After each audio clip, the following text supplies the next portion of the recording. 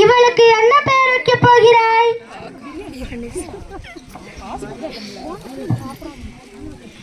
இதோ இவளே என் எலும்பின் எலும்பும் சதையும் சதையுமானவள். ஆணிடமிருந்து எடுக்கப்பட்டால் இவள் பெண் என்று அழைக்கப்படுவாள்.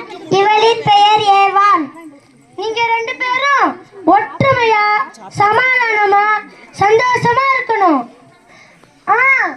ஒரு முக்கியமான விஷயம், ஆதாம், மறுபடியும் சொல்றேன், ஏவாள் உனக்கும் தான். தோட்டத்தில் இருக்க எல்லா மரத்தோட கனியவும் நீங்க ரெண்டு பேரும் சாப்பிடலாம். ஆனா தோட்டத்துல நடுவில் இருக்க மரத்தோட கனியை மட்டும் சாப்பிடாதீங்க. அதை சாப்பிட்டீங்கன்னா நீங்க செத்து போவீங்க, என்னை விட்டு பிரிஞ்சும் போவீங்க. சரிங்க கடவுளே, உங்களை விட்டு நாங்க பிரிஞ்சு போக மாட்டோம்.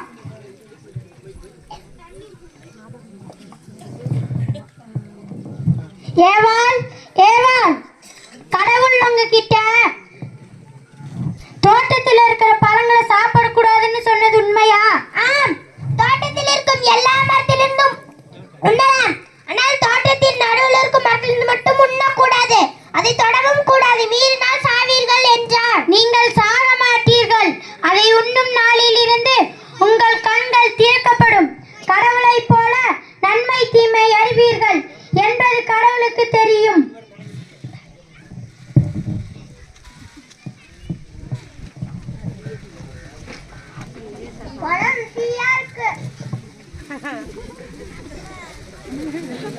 ஆமாமா, எங்க இருந்து பறிச்ச? அச்சச்சோ, கடவுள் அதான் சாப்பிடக்கூடாதுன்னு இருக்காரே.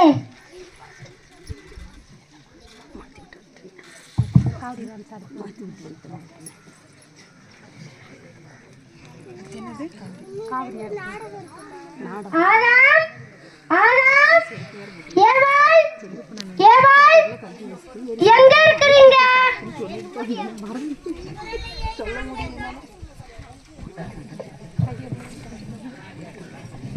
உன் குரலை நாங்கள் தோட்டத்தில் கேட்டோம்.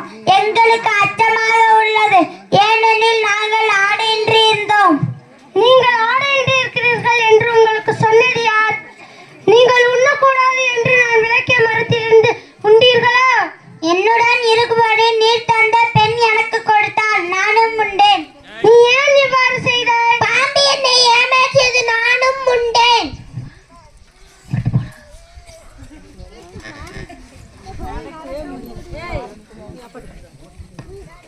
உன் வயிற்றினால் ஊர்ந்து உன் வாழ்நாள் எல்லாம் புழுதியை திம்பாய்.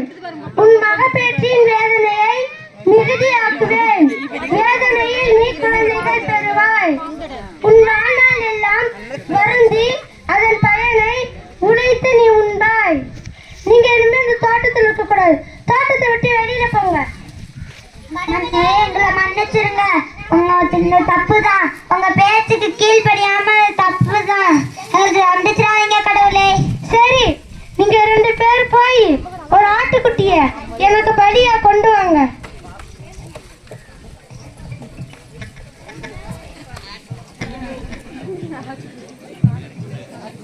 இந்த ஆட்டுக்குட்டி எப்படி பாவமே செய்யாம தண்டனை அனுபவிக்குதோ அதே மாதிரி உங்க பாவத்துக்காக நான் பிறந்து வந்து உங்க பாவத்துக்கான தண்டனைய பெற்றுக்கொள்வேன்.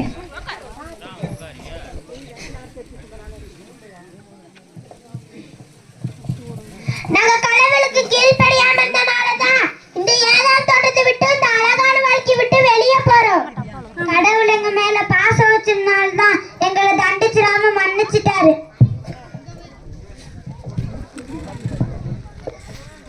அதனால கடவுள்